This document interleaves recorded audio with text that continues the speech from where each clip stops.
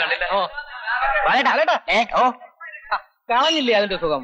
ബാലേട്ട 1, ബാലേട്ട 2, ബാലേട്ടാ അപ്പഴേ വരാവൂ. ഇനി തൊട്ട് ബാലേട്ടാന്ന് ഒരു തവണ വിളിച്ചാൽ ബാലേട്ടൻ ഓടി വരും. ബാലേട്ടനെ കോളേജിൽ നിന്ന് പറഞ്ഞയക്കാൻ മക്കളെ. ആര്? പെൻഷൻ. അതിന് ബാലേട്ടൻ അത്ര വലിയ പ്രായമായോ? ആയില്ലാന്നാ ഞാനും കരുതിയത്. കടലാസിലടിച്ച് വന്നപ്പോഴാ. വർഷം കുറെ കഴിഞ്ഞേ. Good morning mister Balan. Very good morning. ബാലേട്ടൻ തിരിയാ മോനെ. തിരിയ? ആരെ? എങ്ങോട്ട് എന്തായി പറയുന്നത്?